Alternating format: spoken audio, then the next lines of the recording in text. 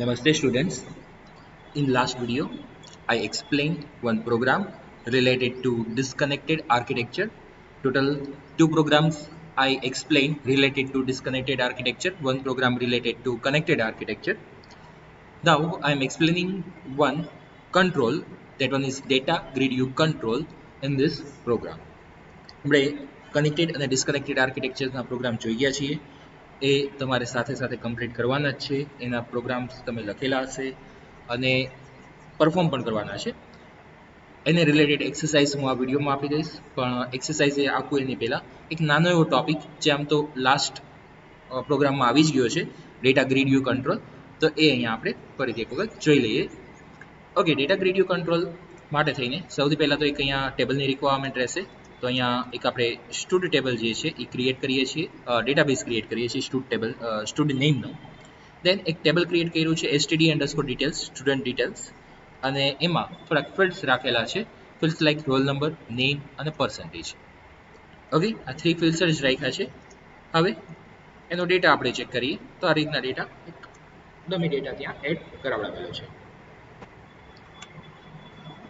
અહીંયા grid view control add કરાવડાવેલો છે, જે આપણને અહીંયા grid view control, data grid view control અંદર ડેટા ટેબમાંથી મળી જશે.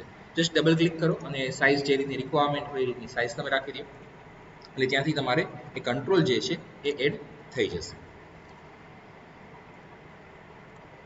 કંટ્રોલ એવી રીતના અહીંયા મેં data grid view control add કરાવીને રાખ્યો છે.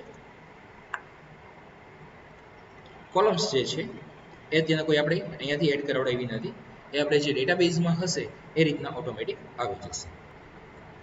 હવે એના માટેનું કોડિંગ સિમિલરલી એ જ છે જે આપણે લાસ્ટ પ્રોગ્રામ જોઈએ, પણ ખાલી આ કંટ્રોલનો એક પ્રોગ્રામ અલગથી આપણે જોઈએ છીએ. બાય ડિફોલ્ટ સિલેક્શન હોય છે ઇનેબલ એડિટિંગ એન્ડ ડિલીટિંગ. એમાં બાય ડિફોલ્ટ જે છે એ એડિટિંગને, ડિલીટિંગને અને ન્યૂ રો એડ કરાવડાવી હોય તો એ ન્યૂ રો એડ થઈ શકે એ રીતના આપણે રાખ્યું છે. હવે કોડિંગ જોઈએ. Example of data grid view and data table, કાં તો example of data grid view તમે લખી શકો છો ડેફિનેશનમાં. First we need to add one space if it is not there using system.data. જો તમારા આ નેમ સ્પેસ નહીં હોય તો એડ કરવાની રહેશે, ડિફોલ્ટ આવી જ જાય છે મોસ્ટલી. ત્યાર પછી આ એક નેમ સ્પેસ આપણે એડ કરાવડાવીએ છીએ system.data.sql ક્લાયન્ટ. દેન ફોર્મ લોડમાં આપણે અહીંયા ફોર્મ લેવલ જે છે એ ડિક્લેર નથી કરેલા કનેક્શન ઓબ્જેક્ટ, કેમ કે આપણે અહીંયા એક જ જગ્યાએ કોડિંગ આવે છે. સો આખા પેજમાં એનું સ્કોપની રિક્વાયરમેન્ટ નથી, ફોર્મ લોડમાં હશે તો ચાલશે. SQL connection cn is equal to new SQL connection. ક્યાંથી કનેક્શન સ્ટ્રિંગ કોપી કરવાની? Database right click, properties, connection string, copy that connection string and paste it here. Remove double quotes from that connection string and add double quotes here in starting and ending, right? Then @ sign, double કોટમાં તમે connection string મૂકેલી હશે. દેન SQL command cmd equal to new SQL command, અહીંયા આપણે જે છે સિલેક્ટની query fire કરીએ છીએ કે જેનાથી ડેટા સિલેક્ટ થશે. So select star from table name, all records fetch થશે. અને કનેક્શન ટુ વેલ્યુઝ પાસ કરવાની હોય ઓલવેઝ કમાન્ડમાં, કનેક્શન સ્ટ્રિંગ અને કનેક્શન સ્ટ્રિંગ નહીં, ક્વેરી અને connection string, query and connection string. Connection string એટલે કે એનો ઓબ્જેક્ટ જે છે CNP. Then SQL data adapter, આપણે ડેટા એડેપ્ટરનો યુઝ કરીએ છીએ ડિસ્કનેક્ટેડનો, CMD. ઓકે, દેન હવે તમે અહીંયા ડેટા સેટ પણ લઈ શકો છો અને ડેટા ટેબલ પણ લઈ શકો છો. ઓકે, બે હું તમને વન બાય વન એક્સપ્લેન કરી દઉં. આપણે અત્યાર સુધી જે ડેટા સેટ લઈ ગયા છે એ જ જોઈએ.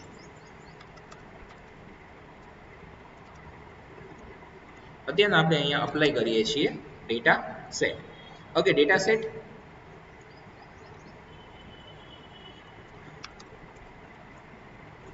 ડેટા સેટ જે છે એનો DS ઓબ્જેક્ટ ક્રિએટ કર્યો છે.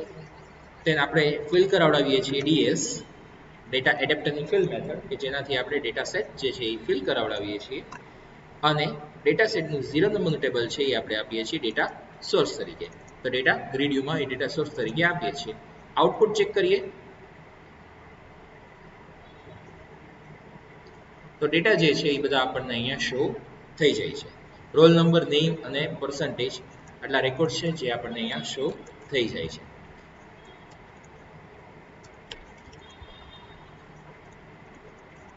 ઓકે, ક્લોઝ કરું છું. નેક્સ્ટ વન, ડેટા સેટ આપણે યુઝ નથી કરવું અને આપણે યુઝ કરવું છે ડેટા ટેબલ. તો એ પણ આપણે યુઝ કરી શકીએ છીએ.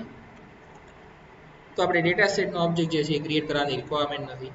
આપણે ડેટા સેટ આના આગળના પ્રોગ્રામમાં યુઝ નથી કરી ગયા, એટલા માટે હું એક્સપ્લેન કરી દઉં.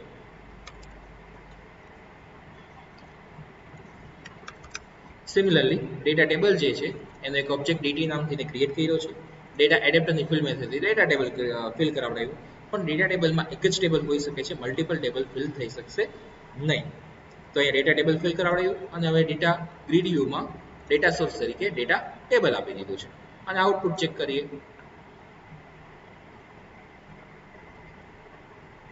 ઓકે, તો આપણને અહીંયા આઉટપુટમાં એ રીતના ડિસ્પ્લે થઈ જાય છે. ઓકે,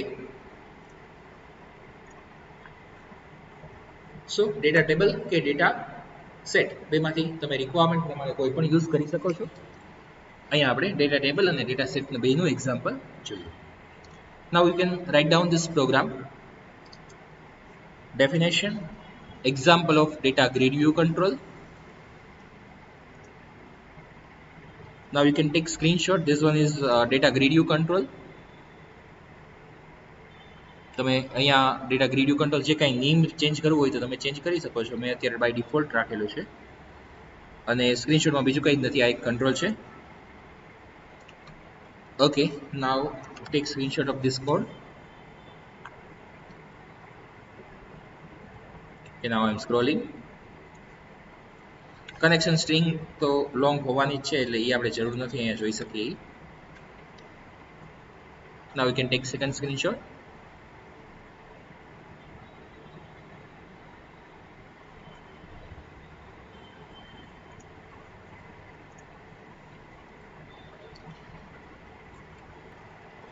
આ ચેપ્ટરમાંથી થિયરિકલી તમને લોકોને ડિફરન્સ જ પૂછાય છે.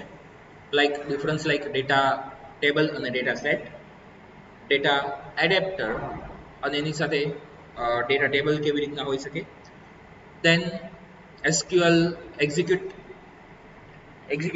રીડર અને એક્ઝિક્યુટ નોન ક્વેરી આવે છે, એક્ઝિક્યુટ સ્કેલર અને એક્ઝિક્યુટ રીડર આવે છે. તો આવી રીતના ડિફરન્સ તમને લોકોને હોઈ શકે છે. આગળના પેપર રિફર કરજો અને એમાંથી તમને ઘણા બધા રેફરન્સ મળી જશે કે ડિફરન્સ કેવી રીતના પૂછાય છે. એ સિવાય કોઈ પણ ઓબ્જેક્ટ છે, લાઈક કમાન્ડ ઓબ્જેક્ટ છે, કનેક્શન ઓબ્જેક્ટ છે, એ પણ પૂછાઈ શકે છે. કનેક્શન ઓબ્જેક્ટ કે તો એને રિલેટેડ જે કોઈ પહેલા કનેક્શન ઓબ્જેક્ટ એક્સપ્લેન કરવાનું, પછી એને રિલેટેડ જે કોઈ મેથડ આવતી હોય, પ્રોપર્ટીઝ આવતી હોય એ એક્સપ્લેન કરવાની હોય છે. અને રીડિંગ કરવા માટે બેસ્ટ તમારી પાસે બુક અવેલેબલ છે જ, તો એમાંથી તમે રીડિંગ કરી શકો છો. ક્યારેક એક્ઝામમાં પ્રોગ્રામ પણ પૂછાય છે, કનેક્ટેડ કે ડિસ્કનેક્ટેડનો કોઈ પણ પ્રોગ્રામ પૂછાઈ શકે છે. તો ત્યારે તમારે ત્યાં કોડિંગ લખવાનું રહેશે. You have to write code for that program. So એના માટે પણ પ્રિપેર રહેજો. આ ચેપ્ટરમાં આપણે જે કંઈ ટોપિક્સ આવે છે બધા જ આપણે કમ્પ્લીટ કરી લીધા છે. હવે એને રિલેટેડ એક્સરસાઇઝ ડિસ્કનેક્ટેડની બાકી છે એટલે હું આપી દઉં છું. અને યસ, હું તમને થોડાક દિવસનો વચ્ચે ટાઈમ પણ હવે આપીશ એ એક્સરસાઇઝ કમ્પ્લીટ કરવા માટે થઈને 2-3 ડેઝનો ટાઈમ એક્સ્ટ્રા આપીશ. પછી હું આગળના નેક્સ્ટ વિડીયો કન્ટિન્યુ કરીશ. સો એ એક તમે એક્સરસાઇઝ કમ્પ્લીટ કરજો. જે અમે પ્રોગ્રામ્સ કરાવ્યા છે એ કરજો, પ્લસ એક્સરસાઇઝ કનેક્ટેડની મેં આપી દીધી છે. એવી રીતના ડિસ્કનેક્ટેડની હું તમને આપું છું, એ એક્સરસાઇઝ પણ કમ્પ્લીટ કરી લેજો. ડિસ્કનેક્ટેડમાં 2 એક્સરસાઇઝ આપું છું. એક એક્સરસાઇઝ હું આપું છું તમને પ્રોડક્ટની, એટલે હું તમને એકચ્યુઅલી ડેટાબેઝ જ આપું છું. ત્યાર પછી તમને મેં પ્રોગ્રામ કરાવ્યો છે એવી રીતના તમારે તમારી રીતે પરફોર્મ કરવાનું છે અને તમને જે કાંઈ ચેન્જીસ લાગી તમે અપ્લાય કરી શકો છો. પણ આપણે ઓપરેશન્સ પરફોર્મ આટલા થઈ જવા જોઈએ: ઇન્સર્ટ, અપડેટ, ડિલીટ, સિલેક્ટ અને સર્ચ. ઓકે, આટલા ઓપરેશન્સ પરફોર્મ થઈ શકવા જોઈએ. મેં કરાવ્યું છે એના કરતાં તમે બેટર આઉટપુટ લઈ શકો છો. અને રિક્વાયરમેન્ટ એટલી છે કે આ 5 4 ક્વેરી આવે છે અને ટોટલ આપણે 5 ઓપરેશન્સ છે: સિલેક્ટ, ઇન્સર્ટ, અપડેટ, ડિલીટ અને સર્ચ. સર્ચમાં એટલે સિલેક્ટની ક્વેરી જ આવશે પણ વેર કન્ડિશનની સાથે હશે. તો એટલા ઓપરેશન્સ પરફોર્મ થઈ શકવા જોઈએ. હવે ડેટાબેઝ હું તમને કહી દઉં કયા કયા બે ડેટાબેઝ લેવાના છે. એક પ્રોગ્રામમાં 2 હું તમને એક્સરસાઇઝ આપું છું. ફર્સ્ટ એક્સરસાઇઝ માટે તમે ડેટાબેઝ લઈ લેજો મૂવીઝનો. ઓકે, તો લાઈક મૂવી નેમ, ટાઇટલ જે આવતું હોય કંઈ મૂવી નેમ ટાઇટલ, બધામાં એક યુનિક કી રાખવાની, એના માટે થઈને એક ઇન્ડેક્સ નંબર કરીને તમે લઈ શકો છો. પછી એને રિલેટેડ લેંગ્વેજ કઈ છે, એક્ટર કોણ છે, તો એને રિલેટેડ બધી ડિટેલ્સ તમે તમારી રીતે કોઈ પણ ફિલ્ડ લઈ શકો છો. પણ ડેટાબેઝ મેં તમને કહી દીધું, તમે નેટ ઉપરથી સર્ચ કરી શકો છો, તમે તમારી રીતે હવે ઇનફ એટલા કેપેબલ છો કે કયા ફિલ્ડ લેવા એ તમને ખબર પડે, રાઈટ. દેન નેક્સ્ટ વન, આપણે ફિલ્ડ જ અહીંયા ચેન્જ થશે એટલે આખો એક ડેટાબેઝ જ આખો ચેન્જ થશે કે જેના કારણે તમે ડેટા અલગ તમારી રીતે આખો પ્રોગ્રામ બનાવી શકશો. તો આ એક એક્સરસાઇઝ થઈ ગઈ જે તમારે કનેક્ટેડમાં કમ્પ્લીટ કરવાની છે અને ડિસ્કનેક્ટેડમાં કમ્પ્લીટ કરવાની છે. કનેક્ટેડમાં આપણે વ્યૂ કરતા હશું, નેવિગેશન કરતા હશું. ડિસ્કનેક્ટેડમાં વ્યૂ, નેવિગેશન એટલે કે સિલેક્ટ, ઇન્સર્ટ, અપડેટ, ડિલીટ બધા જ ઓપરેશન પરફોર્મ કરતા હશું. એ સિવાય નેક્સ્ટ વન ડેટાબેઝ આપી દઉં છું તમને હું, પ્રોડક્ટનો. કોઈ પણ પ્રોડક્ટ તમને જે ગમતી હોય એ પ્રોડક્ટ લઈ લો, એને રિલેટેડ ડેટાબેઝ હોવો જોઈએ. પ્રોડક્ટના કોમન ફિલ્ડ કયા હોય કે એનું પ્રોડક્ટનું આઈડી હોય, પ્રોડક્ટનું નેમ હોય, પ્રોડક્ટનો કોડ આપી શકો છો, પ્રોડક્ટની પ્રાઇસ તો હશે જ, એને રિલેટેડ ડિસ્ક્રિપ્શન હોય.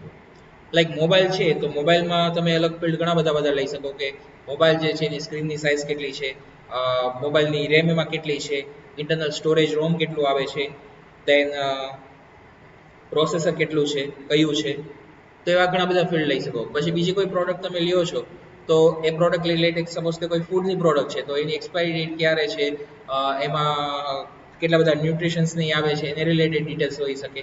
તો એવા રિક્વાયરમેન્ટ હોય એ પ્રમાણે તમે 5 to 6 ફિલ્ડ લેજો એટલીસ્ટ, અને જેમાં બને ત્યાં સુધી maximum field like drop down છે યુઝ થાય, ટેક્સ્ટ બોક્સ યુઝ થાય, એ સિવાય રેડિયો બટનનો યુઝ થાય, ચેકબોક્સનો યુઝ થાય. આ બધા જ ફિલ્ડ યુઝ કરજો, મેક્સિમમ તમારી રીતે યુઝ કરજો. આપણે અલગ અલગ ફિલ્ડ યુઝ કરવાના છે, એવું નહીં કે આપણે લેસ ફિલ્ડ યુઝ કરવાના, ગમે તે ફિલ્ડ કહી દીધા છે તો આપણે બધા ટેક્સ્ટ બોક્સ કોમન ચાલે એવા જ ફિલ્ડ લઈએ, એવું ન કરતા. ઓકે, તો આ બે એક્સરસાઇઝ હું તમને આપું છું અને હજી એક એક્સરસાઇઝ આપી દઉં છું, થર્ડ એક્સરસાઇઝ, કે જેમાં તમારે બે ફોર્મ ક્રિએટ કરવાના છે. ફોર્મ તમારે ક્રિએટ કરવાના હશે એટલે એક જ પ્રોજેક્ટ લેવાનો, એની અંદર આપણે ન્યૂ ફોર્મ ક્રિએટ કરી. સપોઝ આ એક ફોર્મ ક્રિએટ કર્યું, આ એક નવો પ્રોજેક્ટ, આ ત્રીજી એક્સરસાઇઝ થાય છે. બે એક્સરસાઇઝ તમને આપી અને આ ત્રીજી એક્સરસાઇઝ હવે થાય છે. દરેક એક્સરસાઇઝ માટે નવો પ્રોજેક્ટ અલગથી સ્ટાર્ટ કરવાનો.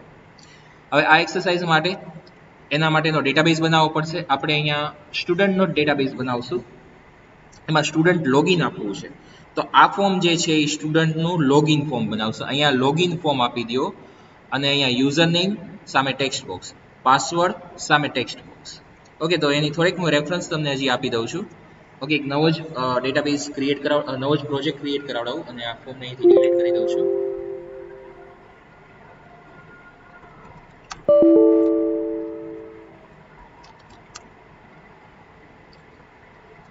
New project, Windows Form application. First we will create one database, new item,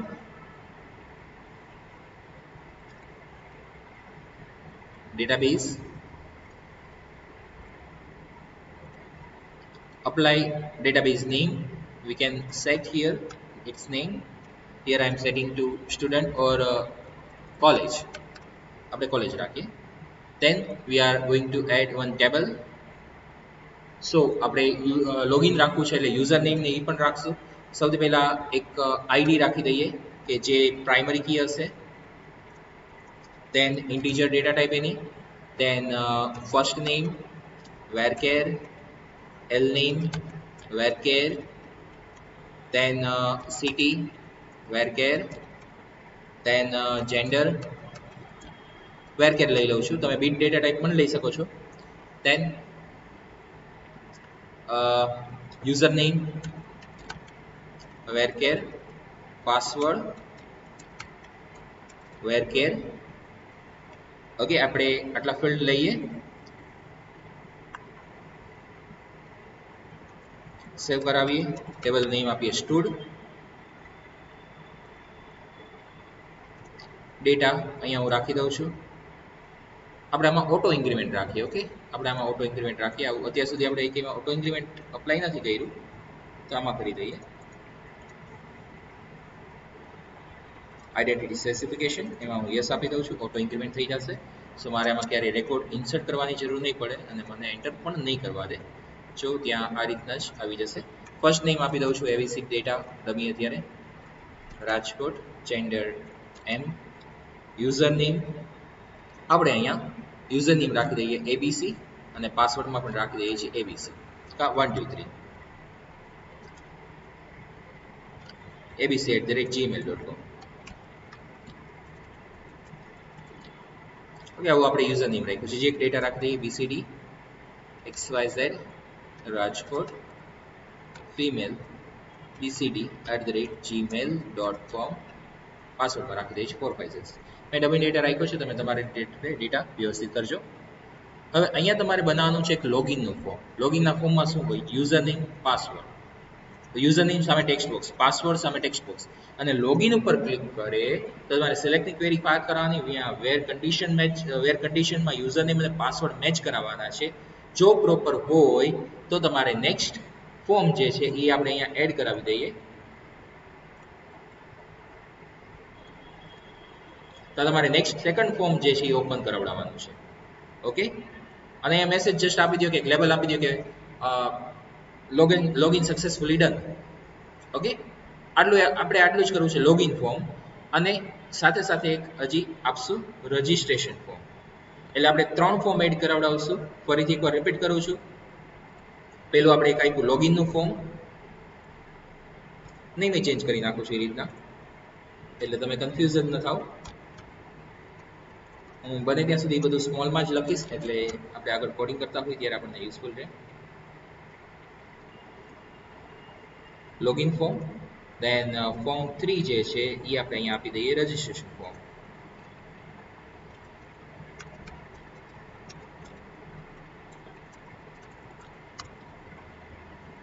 registration form, અને આ જે છે એ જસ્ટ વેલકમ એવું નેમ આપી દઈએ, વેલકમ ફોર્મ. વેલકમ સ્ક્રીન આપણી હોઈ શકે. ઓકે, સો તમારે જ્યારે ફોર્મ ક્રિએટ કરતા હોય ત્યારે જ એનું નેમ આ રીતના આપી દેજો, એટલે એ વધારે બેટર છે. એના કારણે કોઈ પ્રોબ્લેમ્સ ના આવે. લોગિન ફોર્મ, લોગિન સ્ક્રીન આવશે. સૌથી પહેલાં આપણે ફોર્મ 1 જ લોગિન ફોર્મ જ રન કરાવડાવશું. લોગિન આપી દે તો એને વેલકમ સ્ક્રીન શો કરે, અને એક વેલકમ સ્ક્રીનમાં લિંક આપી દેજો રજિસ્ટ્રેશન, કાં તો લોગિન ફોર્મમાં લિંક આપી દેજો કે જેમાંથીને આપણે અલગ ફોર્મ ઓપન કરાવડાવી શકીએ, ઓર ડાયરેક્ટલી રજિસ્ટ્રેશનનું ફોર્મ જે છે એ ઓપન કરાવડાવજો. આપણી રિક્વાયરમેન્ટ અત્યારે કયા ફોર્મથી કયા ફોર્મ ઉપર ઓપન થઈ શકે કે એવી કોઈ રિક્વાયરમેન્ટ નથી. અત્યારે આપણી રિક્વાયરમેન્ટ એ છે કે રજિસ્ટ્રેશનનું ફોર્મ જે છે એ આપણે ઓપન કરાવડાવી દઈએ. આપણે .cs ફાઇલ આપીએ છીએ. અહીંયાથી તમે લોગિન ફોર્મ કે રજિસ્ટ્રેશન ફોર્મ ગમે તે રન કરાવડાવો, એનાથી કોઈ ઇશ્યુ નથી. પછી રજિસ્ટ્રેશન ફોર્મ રન કરાવડાવો ત્યારે આપણે એનું સ્ટ્રક્ચર શું રાખવું કે જે ફિલ્ડ અહીંયા બધા આપેલા છે, એટલે કે આઈડી તો ઓટો ઇન્ક્રીમેન્ટ છે એ આપણે નહીં આપીએ, પણ first name, last name, city, gender, user name, password, હજી એકાદ બે ફિલ્ડ લેવા હોય તો ઈમેલ આઈડી, અને એ સિવાય હોબીઝ રિલેટેડ ફિલ્ડ જે છે તમે અહીંયા એડ કરાવડાવી શકો છો. અને અહીંયાથી જ્યારે સબમિટ ઉપર ક્લિક કરે ત્યારે સ્ટુડન્ટ ટેબલમાં એ બધા ફિલ્ડ, એ બધા ડેટા જે છે સ્ટુડન્ટ ટેબલમાં સ્ટોર થઈ જવા જોઈએ. ઇન્સર્ટ સિમ્પલ ઇન્સર્ટની ક્વેરી આપણે જે છે એ પરફોર્મ કરવાની છે. ઓકે, તો હું એક્સરસાઇઝ આપું છું, પર્ટિક્યુલર ડિસ્કનેક્ટેડ આર્કિટેક્ચરમાં છે, જે તમારે પરફોર્મ કરવાની છે. ટોટલ 3 એક્સરસાઇઝ થઈ ગઈ છે. એક મૂવીના ડેટાબેઝ રિલેટેડ, એક પ્રોડક્ટના ડેટાબેઝ રિલેટેડ, અને એક સ્ટુડન્ટના ડેટાબેઝ રિલેટેડ. આપણે અહીંયા સેમ ફોર્મમાં બધી ક્વેરી નથી રન કરાવડાવતા. અહીંયા આપણે લોગિનનું ફોર્મ અને એક રજિસ્ટ્રેશનનું ફોર્મ જોઈ ગયા. એ લોગિનના ફોર્મમાં સિલેક્ટની ક્વેરી છે અને રજિસ્ટ્રેશનના ફોર્મમાં ઇન્સર્ટની ક્વેરી છે. ઓકે, તો આટલું વર્ક તમારે લોકોએ કમ્પ્લીટ કરવાનું છે. આ વિડીયોમાં આપણે અહીંયા સુધી રાખીએ છીએ. અહીંયા આપણું ચેપ્ટર પણ કમ્પ્લીટ થાય છે, અને એક્સરસાઇઝ કરવા માટે હું તમને 2-3 ડેઝનો ટાઈમ પણ આપું છું. તો એ ડ્યુરેશનમાં તમે લોકો એક્સરસાઇઝ કમ્પ્લીટ કરી લેજો. એક્સરસાઇઝ ઇઝ મસ્ટ, કમ્પલસરી છે, અને જનરલમાં પ્રોગ્રામ્સ લખવાના પણ છે. Okay, thank you.